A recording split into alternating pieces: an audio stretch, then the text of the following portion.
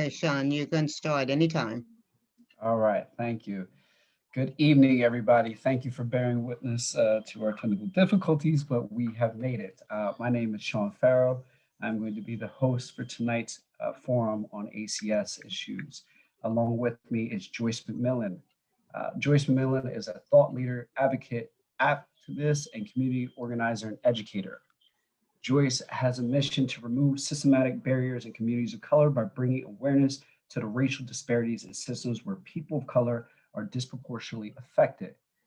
Joyce, along with myself, we are active members of the West Harlem Progressive Democratic Club.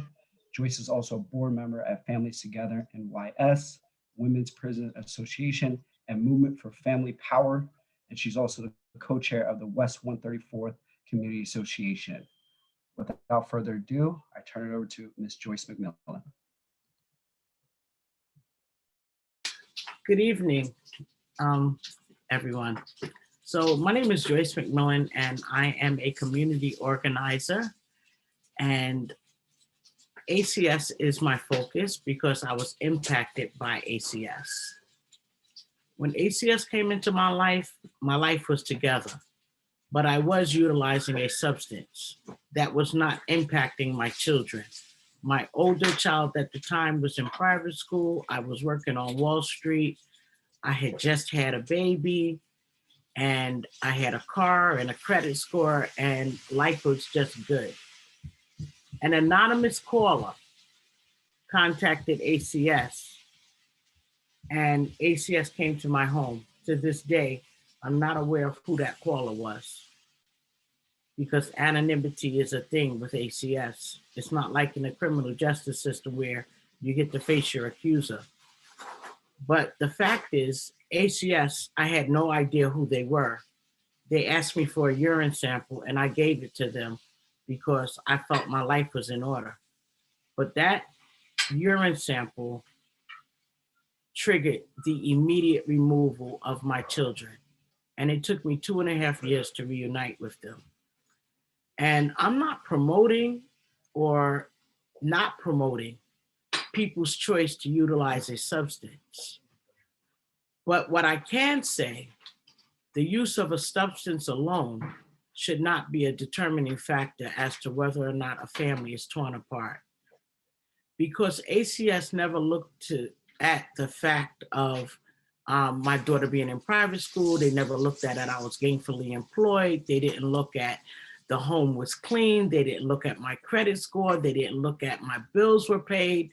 None of that was any concern for them. It was enough to remove my children without me going to court. Court came after the fact. And so my feeling of this system is, one, it's unchecked. And two, there's no due process. Because no one should ever face such a loss without having a court date first. I just want to share the parallels between the criminal justice system and ACS. And there's never a day that I speak or speak anywhere where I don't mention these parallels, because I feel they are of utmost importance to help people to visualize the harmfulness of this system.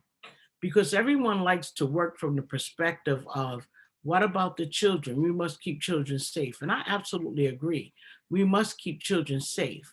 But what we don't understand is, in the last survey that ACS did on their website, their report shows 39,800 families were brought into the system or under surveillance by ACS. And only 14% of those families were involved with ACS for reasons related to abuse. They have substance abuse as a separate category of neglect. But how is the use of a substance abuse in and of itself, neglect in and of itself? Neglect is only apparent when a child is not being taken care of, especially if you have the ability to take care of that child and you're not doing so.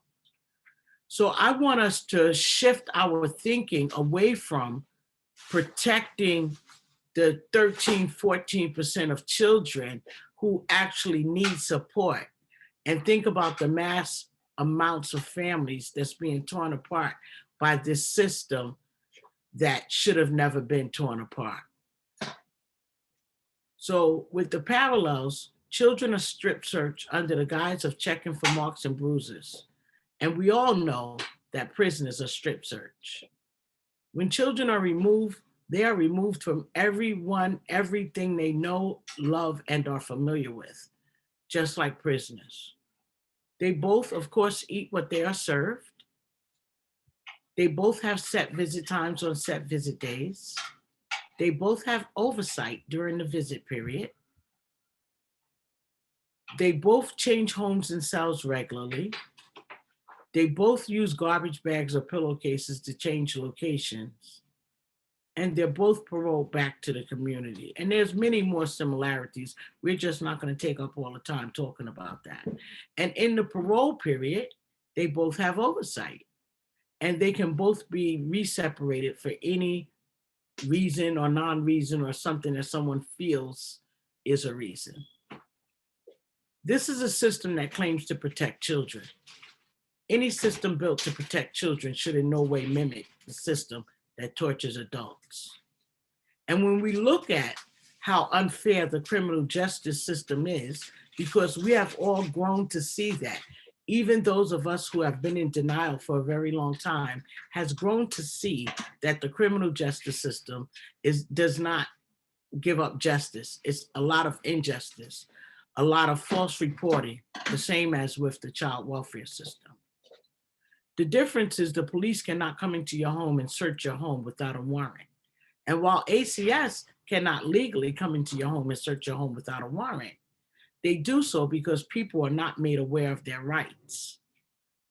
And when ACS came into my home, they checked my garbage, they checked my refrigerator, they checked my cabinets, they checked my dresser drawers, my closets, my kids' drawers. Like, they went through the house with a fine-tooth comb as if they were the police. I call them the family police. But if we're going to have an agency that's policing families and separating families, we need to have safeguards in place. And ACS's rules and regulations and protocols are, when they come to a family's home, if the family knows that they don't have to let ACS in and they say, I'm not opening my door, ACS immediately calls NYPD. That's their protocol. That's their policy. And when you say to them, I don't have to open my door for for NYPD without a warrant either, they say, we know that. But we utilize that because most people become afraid and they open their door and allow us to do the investigation that we need to do. This organization or agency is working on fear tactics mainly. And when we look at the outcomes of children involved in this system, more likely to be drug addicted, more likely to be homeless, more likely not to graduate high school, of course, less likely to go to college, more likely to be teenage parents, more likely of everything, more likely to be incarcerated and everything else that we would not want for our children ourselves. If you go to the ACS website, you can see for yourself that more children graduate high school when they're at home with their families. Children involved in the foster care system, every time they change homes, they change doctors, they change friends, they change classmates because they change schools, they change neighbors.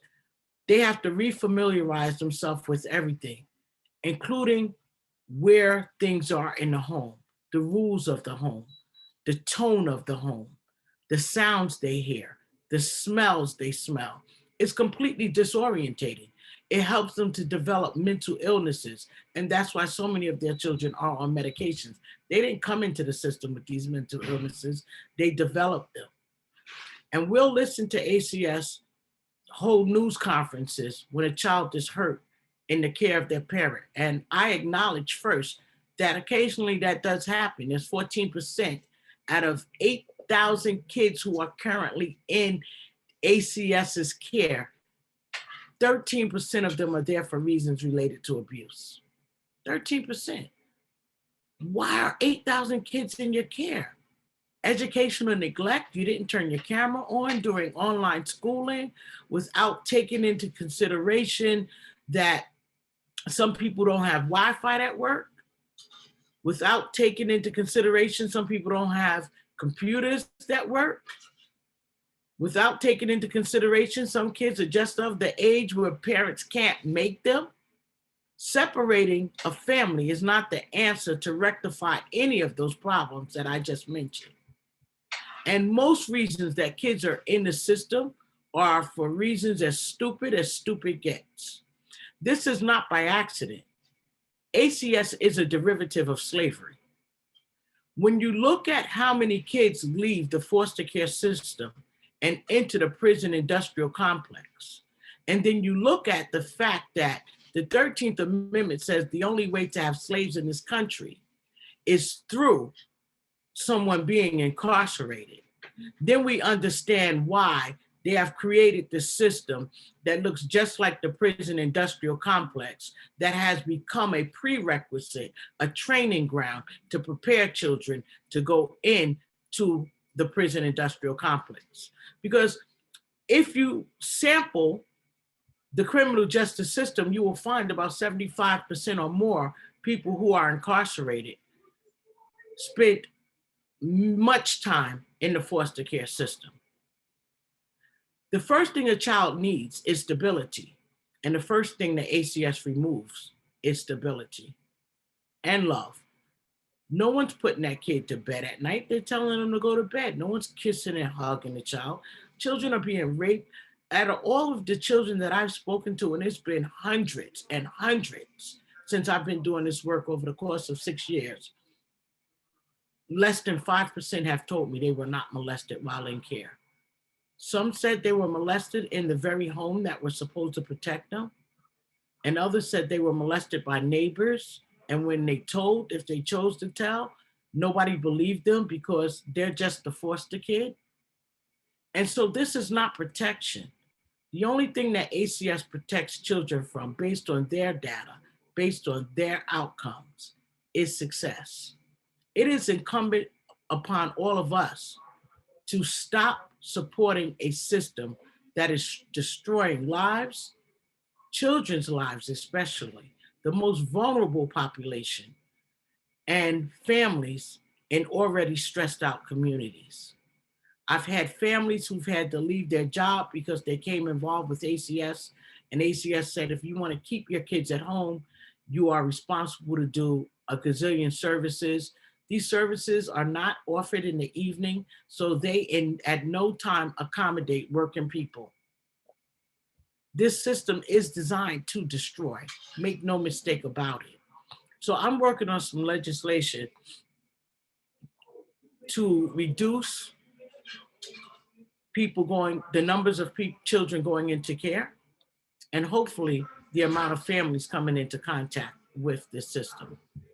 And the first piece of legislation that I'm introducing this month is Miranda rights, making sure that families know what their rights are when the ACS knocks, because no one, 100% of the people that I've spoken to, no one knows their rights when ACS knocks. The second thing I'm introducing is confidential reporting in place of the anonymous reporting. And this is so that the attorneys or the legal team who represents families who come under their purview have the opportunity to cross-examine that person. And I'm making it confidential just because I don't need the unnecessary pushback that people are going to be in jeopardy if they call on a family. People do it in the criminal justice system. We do it in the criminal justice system where you have to face your accuser, but I'm not even pushing that far. I'm just saying at least the legal team should be made aware so that they can have interactions with that person. We can find out if it's an ex-husband who's calling because he wants a heads up when he gets to family court because he wants custody of the kids, or whatever other personal reasons that people use malicious reporting to destroy a family. I think it safeguards everyone to ask that the person has to leave their name, but the name not be made available to the family. And the last thing that I'm asking for is for everyone to have a right to have an attorney made available to them from the moment that ACS knocks. The same way in criminal justice, when your Miranda rights are read, you are allowed to have an attorney provided for you if you so ask to have one. And so that will conclude my presentation for the night. If anyone has any questions, I'm open to that, if that's okay with Sean. I mean, he is the facilitator. I just jumped right in front of him. I love it, and I'm all for it. There are some questions that I had. You touched just a moment ago about having an attorney present, have a right to counsel. What are some other safeguards that need to be enacted to protect us against the so-called family police, as you put it? And then the other thing is this all legislation that we should be pushing through our city council or our state, or who should we be going through to get this done? Well, my legislation is state legislation, but I have worked with City Council, Chair of the General Welfare Committee, Steve Levin. And, but this is state legislation, but I believe we should push it on all levels, because I believe if we have City Council supporting the push for the state legislation, that we would have more of a chance to be successful. ACS pushes back and says that children are going to be in danger if parents have rights. But I think, and I know just the opposite. Children are in danger when they're snatched out of their homes unnecessarily and placed with strangers and continuously moved around. Thank you. And then I don't know if anybody else has any other questions, but I did have another one. You talked about false accusations, which for anybody listening, it seems very troubling and very alarming. You know, as a public defender, we know that witnesses who lie can face repercussions of having criminal charges being brought against them. But in the ACS world and family law, are there any repercussions to people who make false accusations? There are not, because people who make false accusations call anonymously. So there is, quote unquote, a law on the books that says if you make a malicious or false report, you will be held accountable to the full extent of the law. But people know that. And they know if I'm calling in a false report, why would I give my name? So to prevent the false reports from being made, we're looking for the confidential reporting legislation where they have to leave their name so that we can track how many times they've called, their reasons for calling. And let me tell you about the waste of your tax dollars too, why I'll get extra to. I have a family that I'm working with right now.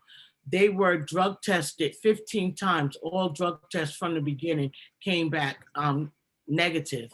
And ACS is still asking the family for drug tests. And I think this is very fraudulent to Medicaid. And I think it's fraudulent in how we use tax dollars. If you have nothing else to do, then don't do anything at all. ACS will come into the home for a false allegation, like once someone called, and actually it was a teacher from District 2, because they didn't want me and my children to attend school there, and made some false allegations. And when ACS came, it was clear and evident that it wasn't true. But when ACS comes, they stay in your home for 60 to 90 days, even when they enter your home and find out the allegations that was made are not true from that moment. Like if someone said, Sean was my son and I poked his eye out. They come, they clearly see his eye is not poked out. They don't go away. They stay in your life for 60 to 90 days, unannounced visits, searching your home, asking for HIPAA forms to be signed, going to kids' schools, knocking on neighbors' doors, just doing way too much to interrogate, terrorize, and intimidate a family. Now, some would say that, you know, I'm going to play devil's advocate here, right? Some might say that ACS is doing all this to ensure there's no abuse, because maybe some parents are good at hiding the abuse and they can coach kids to hide the abuse. What would your response be to those who don't really see it being problematic what ACS is doing after the fact? If their initial visit, they don't see any abuse. Well, first of all, most of their calls are not for abuse. 90% of their calls are for neglect. Neglect is your teenager didn't go to school. I've had people who've had to put their teenagers in group homes to keep their younger children in the home. So they say, you can't make the child go to school. Either you give them to us or we're taking all of the children. And families have had to make tough decisions. They say to their 15-year-old, I've been begging you to go to school. You're not listening. I'm not giving up my 8-year-old and my 7-year-old for your nonsense. You're gonna have to go with ACS. And when that happens, the kid still doesn't go to school. And they're being mistreated in wherever they send them to. What is the purpose of separating the family? And as far as the abuse, like I said, only 14% of the 8,000 kids are there for reasons related to abuse. Imagine if we were only focusing on abuse cases. People weren't calling in because a child didn't go to school, or people weren't calling in because someone's camera wasn't on during school, or people weren't calling in because the family did not have enough food, but there were community supports to provide those supports to the family. And people were only reporting abuse cases, or ACS was only doing thorough investigations on cases that was called in for reasons related to abuse. First of all, they should be acting more like a social service agency, not like the police. So already coming into this conversation, I framed how wrong it was that a system that claims to protect children looks like a system that tortures adults. And we can't forget that, Sean. We got to remember what the foundation of the system is. The foundation is it mimics policing and it pipelines to prison. Yep. Ms. Stacy Lynch had a question. Ms. Lynch? Thank you, Sean. Hi, Ms. McMillan. How are you? I'm well. How are you? Good. I think we're friends on Facebook. You sent me a request this week. I used to work in the mayor's office, and now I'm running for city council in District 7.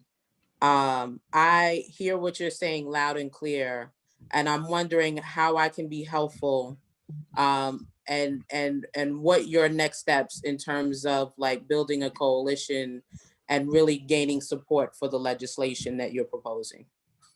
So my next steps are, I actually have had a call today with the new chair of the Children and Family Committee, Jabari Bridgeport. Okay. And for me, it's about moving the legislation. I have a coalition put together already, and I would be happy for you to join it. Someone with a political background who could be helpful. Yes, ma'am. And just spreading the word, right? Because education is power. And we support this system because we don't know what this system actually is. And they sell us the idea that they're protecting our children. But the system is only comprised of Black children. And if foster care was a good thing, we would only get into affirmative action. And I walked up and down 125th Street. Is that your campaign that I see? Yes. Okay. You know what you're doing, I see. So my coalition is comprised of attorneys from Bronx Defenders, Brooklyn Defenders, Neighborhood Defender Services of Harlem, NYU Family Law, professors from NYU, professors from Columbia, professors from City Law, and so forth and so on. We have psychologists, therapists, doctors, and of course, impacted people. And so we're just trying to grow this coalition so that we can get the word out, because the power of ACS has been their media marketing, which is why I decided to put a billboard on 125th Street. It's because we have to start marketing to let people know who they really are versus who they say they are. Have you met with NAACP, the National Action Network, and some of those folks? I have not. Okay, so I've reached out to them over the course of some time, but I'm working with the ACLU now. NAACP really wasn't responsive, and neither was the National Action Network. I can be helpful with that in some other groups as well. Okay. Okay, so we'll touch base. What's the best way? Should I just send you a message via Facebook? Yeah, and we'll exchange information. Okay, and then is there a website that I can check out? I'm put that in the chat box right now for anybody who's interested. Fantastic. See, I absolutely love educating for change, man. That's what we're doing today. Thank you so much. Ms. McMillan. Thank you. And this is why we have these forums, right? For people to connect and for us to all come together to find ways to continue to propel our people forward and stop the systematic racism and abuse that we as people of color continue to suffer. I'm going to turn next to Natalie Leary. Ms. Leary, you had a question. Hi, good evening. Thank you for having me. And Ms. McMillan, thank you for sharing. I think the work that you're doing is great. I actually had a friend and a coworker who experienced a situation just 2 or 3 years ago and is actually still in the system, not with her child, over marijuana. So this is something that definitely hits home. My question is, as you're speaking, what came to mind is the literature and all the information that is readily available to citizens about how to protect themselves when they get pulled over by an officer or things of that nature. And I'm wondering, you know, are there any existing things out there like that a family can carry or can have in their home that they know exactly what you said? Like, you don't have to open the door to ACS. You don't have to let them in. Is there anything like that that exists? Well, that's something I'm working on right now. And so my first funding was to put the billboard up to make people aware that they are family police and be clear about it. They are not there to support you no matter how much they smile and no matter how friendly they try to act initially. They are family prosecutors. And I tell families all the time, don't talk to them. So I'm working on putting together literature right now. And I'm hoping maybe to utilize the offices of whoever comes in as electeds in my community and in other communities to disseminate that information through mailings in their office. If I can give that out to all of the electeds that do send out mailings, to have them put that in their envelopes as well, that would be very helpful in disseminating information, as well as websites and social media and anything else we can do. So if you follow me on social media, Twitter, JMac for Families, and Instagram is also JMac for Families, you can always share relevant and pertinent information that I put up to your list of friends until we have the money to market the way that ACS does. But ACS has $3.5 billion to destroy families. Yes, I'm a former employee of the Department of Youth and Community Development, very familiar with ACS and what happens there. So I fully understand how relevant this issue is to our community. And I have some ideas percolating as well. I am working with Stacey Lynch on her campaign as well. And so I know for sure we're going to be in touch. Lots of ideas ruminating right now about additional people to connect with that can be supportive in those ways. So really just looking forward to connect with you. Thank you very much. Absolutely. Thank you for the work. We need it. Thank you. Yes, thank you, Ms. Larry. I believe Derek has his hand up. Derek Hines, excuse me. If not, we have another question. This one is from Lisa. One moment here. I'm sorry, can you hear me now? Yes, now we can hear you. Go ahead, Mr. Haynes. How you doing? This is Derek Haynes, Ms. McMillan. I want to thank you again for putting this topic on the radar. Myself, again, I'm a former employee of ACS. I worked in all 3 juvenile facilities of Horizon, Spofford, and Crossroads. And what goes on in these facilities to our young children, both male and female, needs to be discussed. A lot of the programs that are supposed to be geared towards reentry services for these young men and women are not happening. As you know, there was the largest gang raid in NYPD happened right here in Community Board 9. Mm-hmm. And I would like to follow up with you at some point in time and discuss some of these issues. Please, you can email me through my website at JMac for Families. It's in the chat. So JMac is JMAC. Okay. FOR Families, FAMILIES. And if for any reason you don't write it down or you can't remember it, you can just Google me, Joyce McMillan, and I'm sure you'll find a way to get in contact. I'll reach out to you tomorrow for sure. Thank you. Absolutely. Excellent. Thank you, Mr. Haynes. Another question for you, Ms. McMillan. How do you think the caseworkers can be better prepared and better trained for their job? It's not about training, Sean. And that's the same thing we say about the police. And we know it's not about training, because when they stormed the Capitol, many NYPD officers was there. It's not about their training. It's about their racist ideology, who they think they are or who they think we are, and how they believe we should be treated. And don't make a mistake. Since slavery is not dead in this country, they're looking for all of us to be slaves one way or the other. And so by oppressing us and stressing us, they're creating a pipeline to slavery for us. And when Derek said just now about the reentry, the only door of reentry they're looking for is the one that's connected to recidivism. Exactly. Exactly. They say a lot of really good things, but what they do is completely opposite, which says they know better, which says it's not about training. Because if you were really trying to make change, your actions would align with the things you say. The fact that you say one thing in public and do something else behind the door says you're full of everybody know why.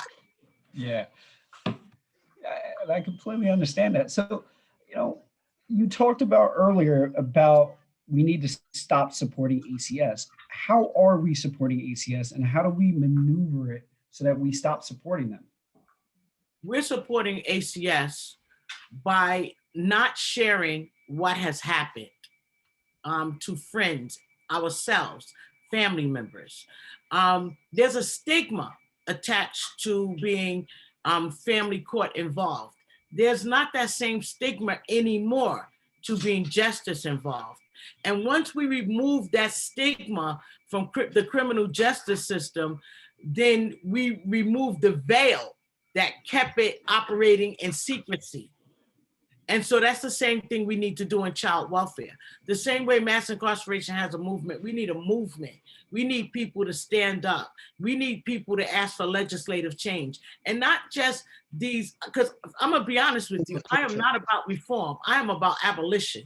Because if we say there's systemic racism, then we can't fix what's in the middle of that structure and think we're gonna be okay and everything's gonna be hunky-dory. No, if you take spoiled sauce, tomato sauce, and pour it in your spaghetti, I don't care if the meat was good and the spaghetti itself was good, all of it is now fucked up. And so everything in the middle of this structure that's in place has to come down. Well, Mr. Haynes? yeah, Ms. McMillan, your point is very well taken. But I think one of the ways you can actually bring this to the surface is when you have people who have worked in the system and who've been abused by the system, can actually come forward and tell you some of the things that's going on. For example, inside a juvenile facility, where you have, like you said before, recidivism, but you have the same young men and the same young women coming back and forth through the system, which shows that they're not getting the proper services when they're in a detention facility. And unfortunately, because of that high rate of recidivism, these young ladies and these young men are going straight into Rikers Island after spending several years in a juvenile facility. So your point is well taken. And like I said, I will reach out to you, but you really need to know what's going on in the system by several people who have worked in that system before. I look forward to speaking to you, Mr. Haynes, and you, Miss Leary, and you, Miss Lynch, and anyone else who wants to reach out to have conversations on this topic and who wants to be the superheroes of our community and help spreading the word and supporting people so that they don't become trapped in the system. And I'll tell you how ACS, the family court system, has the same recidivism. So for me, I was impacted 21 years ago. And I have 2 daughters. I'm not a grandparent, but if one of my children had a child and they needed me to be a resource, I could not be a resource to my children because of what happened 21 years ago. Not that I deserved what happened 21 years ago, not looking at what I'm doing today, but based on that interaction and that my children were snatched out of my home, my grandkids would go in the system before they would allow me to care for them. And then they would put in their algorithms and their data that generationally, this family has shown that they are incapable or irresponsible enough to care for children properly when it's their system that was designed and created the recidivism. And so that's on the book until January 2022, because the laws that, the legislation that myself and the coalition drafted around being on the state central registry will change. January of 2022 is when it will go into law, and you would only be on the registry for 8 flat years, again, sounding very much like the prison industrial complex. Joyce, what laws should be put into place that would alter what is taking place with ACS? One of the first things is laws that make ACS go to court to ask for a removal.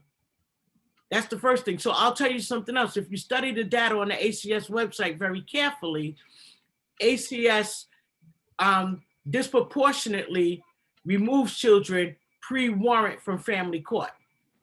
And what happens when they do that is a judge wants to believe that ACS has done their due diligence. So they won't say, ask the right questions and say you should have never taken that child out the home, because everyone's quote unquote afraid to have their name attached to a case like Zamir Perkins or other children who have died at the hands of a abusive mom or her boyfriend. So ACS knows that. So what they do is they get the NYPD to scare people to open their door, take their kids out pre-court filing, and then the judge goes, well, the kids are already in their care, so let's just move forward from here. And so one of the things that we should do, if you feel a child needs to be removed, go to damn court and get a warrant. State your case before the judge before you come to take that child. Don't back a judge into the corner and make them afraid. It's backdoor dealing. Strong words and well said. So this conversation obviously needs to continue, and we need to have it more often and more with a lot of people here, because there seems to be a lot of players involved. Who are the main stakeholders that should be having this discussion with you? Who do we need to reach out to? Well, the main stakeholders are the mayor, for one, Yep. right? Who, unfortunately, this mayor has shown not to stand up to ACS in any shape, form, or fashion, which is one of the reasons I reached out to you, Stacey. I saw that you were running for mayor and that you came from the mayor's cabinet. When the dust is settled with the election, the mayors, our city council members need to be aware. I was very happy to see quite a few city council hopefuls at my rally on Monday. I was happy to see Latrice Walker, who's been a stark supporter. But again, my Brooklyn politicians, we have to get our elected officials in each area that is highly impacted by this agency involved.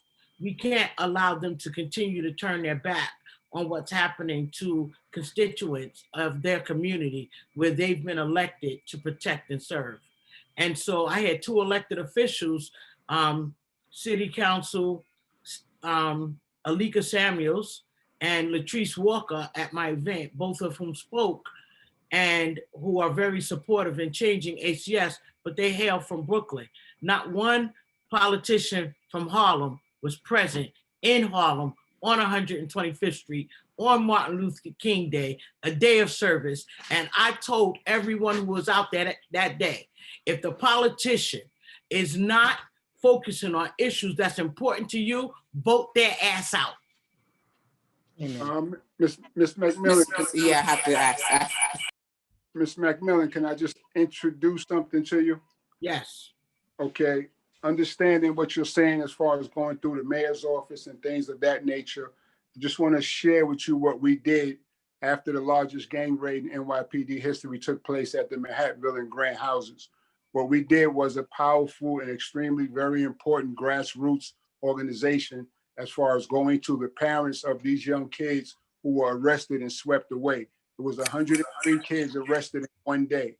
I remember that. We were able to put a grassroots organization together. We was able to reach out to different community-based organizations. And fortunately, through our efforts, we were able to receive a grant, a multi-million-dollar grant.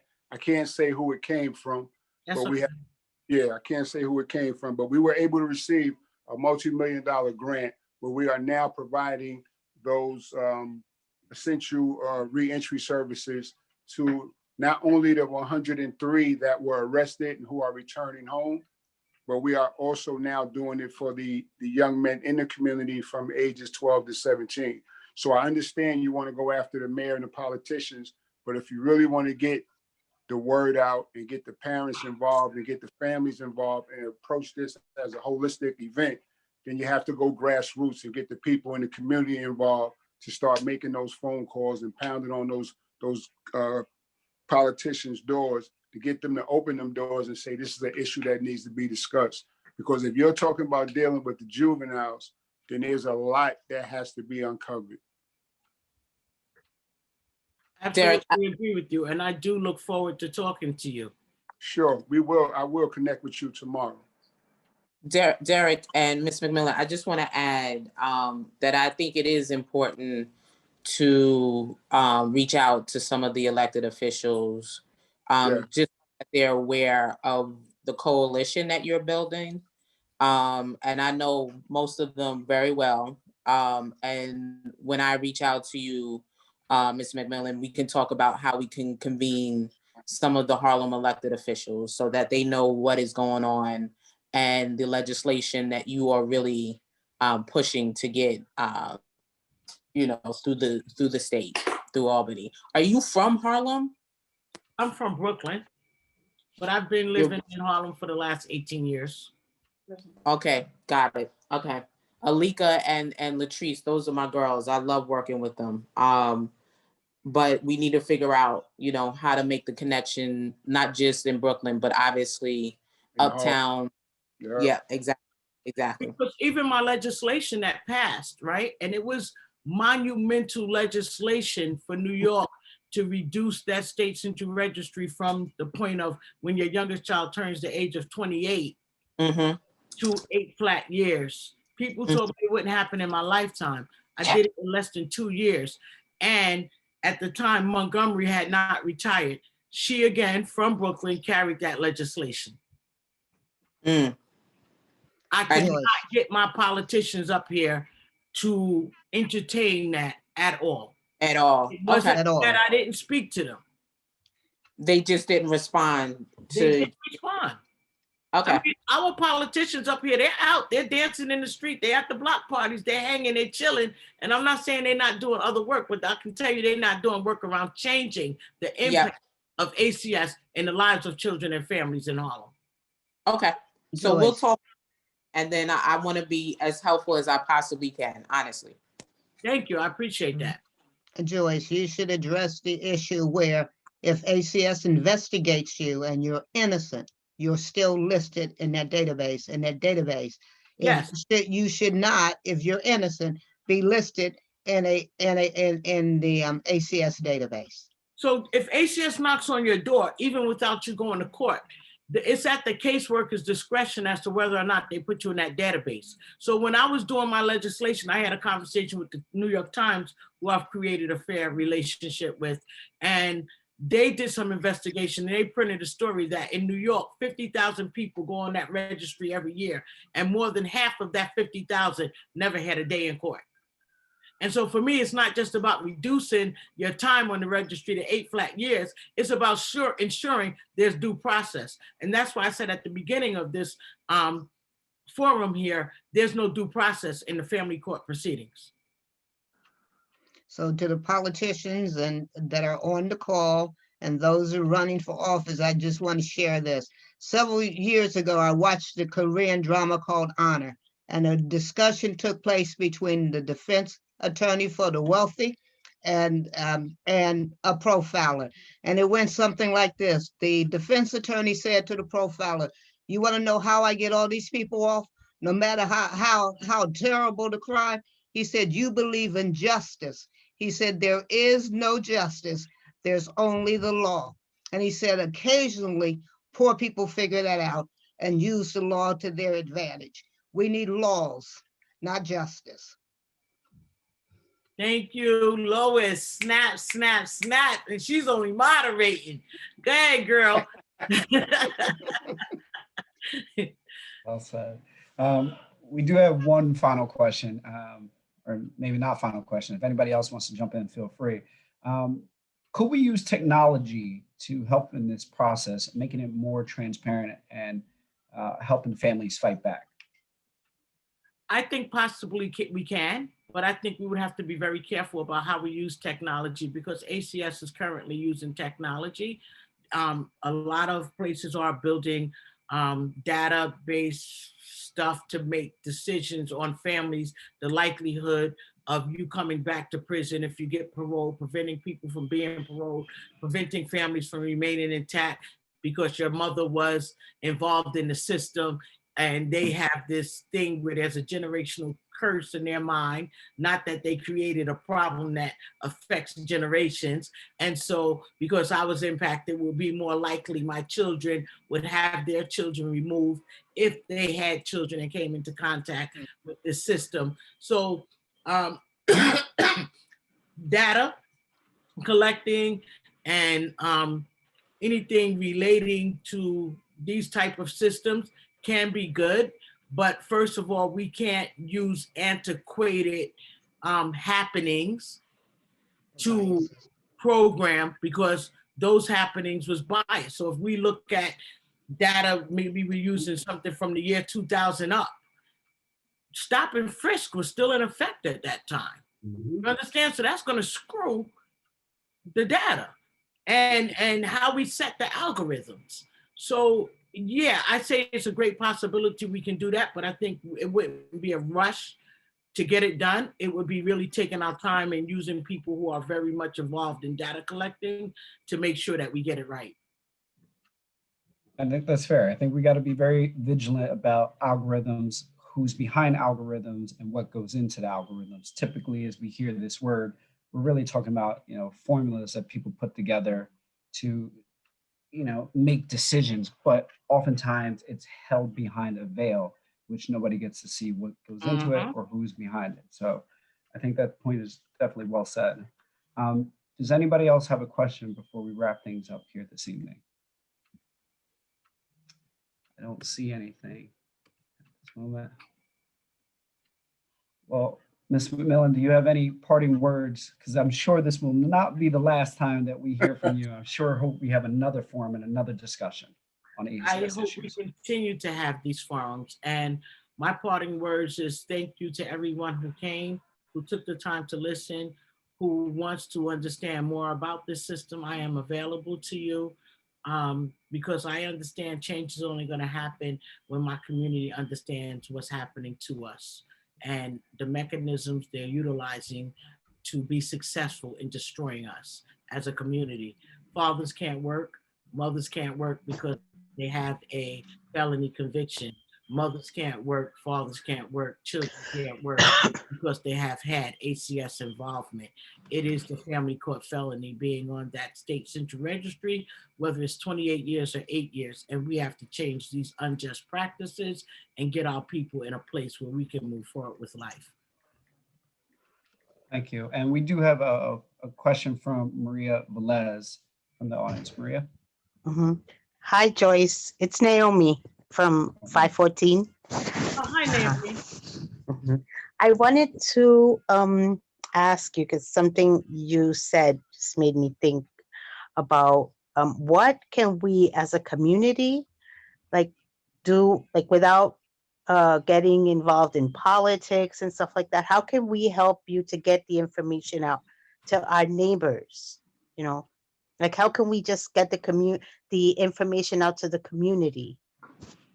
Everyone could utilize their social media as a way to start from a free space, right? I could use Canva or any other program to create flyers with information. I'm sure Lois could work with me on that, making sure that the information is tight. And we can put it on the West Harlem Democratic Club website for people to share it. And if everyone who sees it there shares it to their list, then we're spreading the word. Media doesn't have to cost a lot of money. Right. We just have to be savvy and thoughtful about how we disseminate the information. Yeah, because I think getting the information out there is really important.